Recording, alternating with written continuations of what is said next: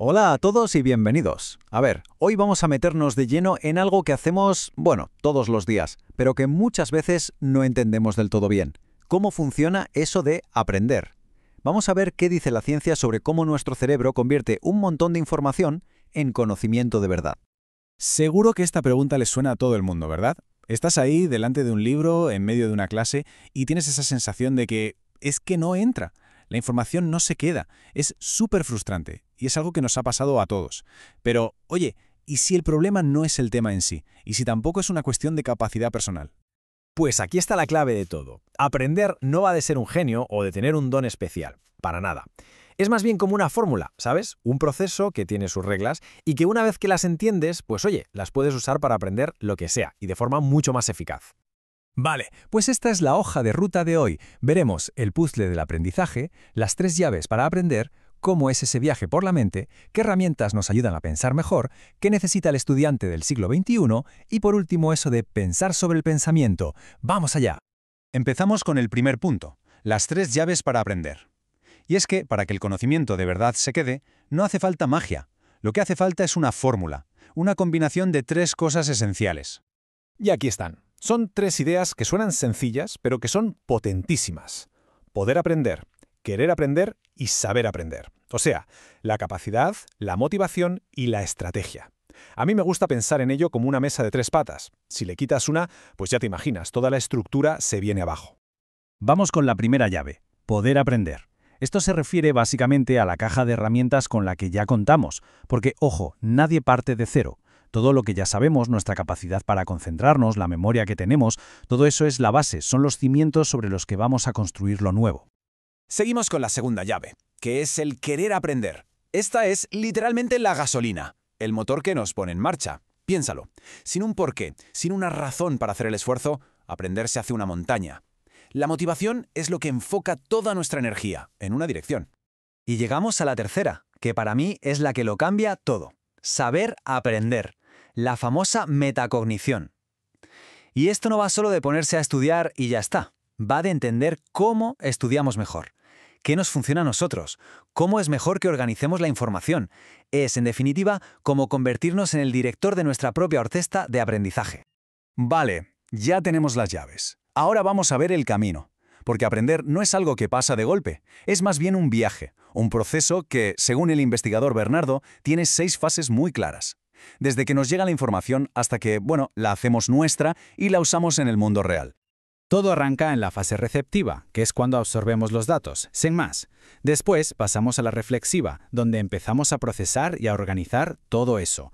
La fase retentiva es donde lo guardamos en la memoria. Pero ojo, que aquí no acaba. El dominio de verdad llega más tarde. En la fase extensiva empezamos a crear con ese conocimiento, en la expresiva somos capaces de comunicarlo y ya, en la práctica, lo aplicamos en el día a día. Muy bien, ya conocemos las fases. La pregunta ahora es, ¿y cómo pasamos por ellas de la mejor manera posible? Pues aquí es donde entran en juego algunas herramientas para pensar mejor, diseñadas justo para eso, para potenciar cada etapa. Seguro que a todos nos suenan los mapas mentales, los mapas conceptuales. Quizá hasta los hemos usado alguna vez. Pero, ¿nos hemos parado a pensar por qué funcionan tan bien? Porque no es por casualidad, ¿eh? Pues por esto, porque nuestra mente funciona por nodos. Es así de simple.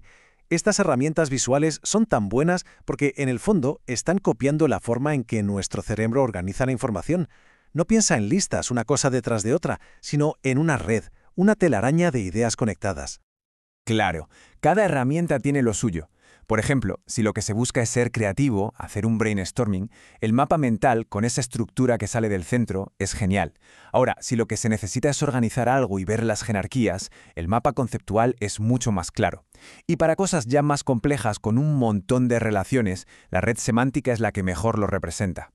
Y claro, todo esto que estamos viendo no es solo teoría. Saber cómo aprender hoy en día es más que una habilidad, es casi una necesidad para sobrevivir en el mundo profesional, un mundo que, como sabemos, cambia a una velocidad de locos. Para entender a qué aspiramos cuando hablamos de aprender de verdad, los expertos suelen usar algo llamado la taxonomía de Bloom. Imagina que es como una escalera. Cada peldaño es un nivel de pensamiento, desde lo más simple hasta lo más complejo. La escalera empieza abajo del todo, con lo básico.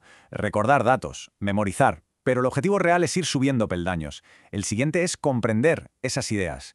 Luego, ser capaz de aplicarlas. Más arriba, analizarlas, ver las conexiones. Después, evaluarlas, tener un juicio crítico. Y en la cima, lo máximo, ser capaces de crear algo nuevo, algo original con todo eso.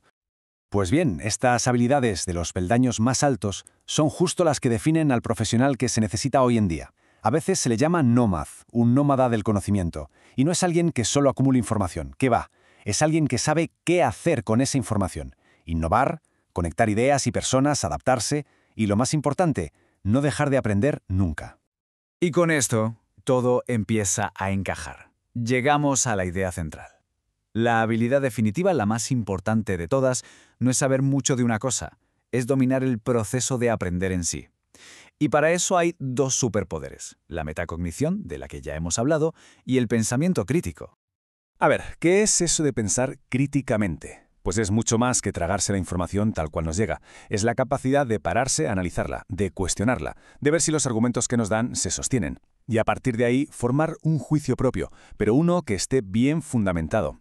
Es la diferencia entre ser un simple consumidor de información y ser un evaluador de esa información. Y aquí es donde vemos la conexión final. Porque la metacognición y el pensamiento crítico no son dos cosas separadas, para nada. Se retroalimentan. Fíjate, ser consciente de lo que sabes, es decir, la metacognición, te hace estar más abierto a ideas nuevas. Saber aplicar lo que conoces te permite crear, y el autorregularse, el preguntarte a ti mismo cómo estás aprendiendo, es lo que al final te lleva a tener un juicio personal sólido y razonado. Así que, al final, la conclusión es esta. El verdadero poder no está en cuántos datos podemos meter en la cabeza. El poder de verdad está en la capacidad de aprender a aprender. Cuando se domina eso, bueno, pues no hay límites. La gran pregunta que queda en el aire no es qué será lo próximo que se aprenda, sino qué se va a construir con todo ese poder.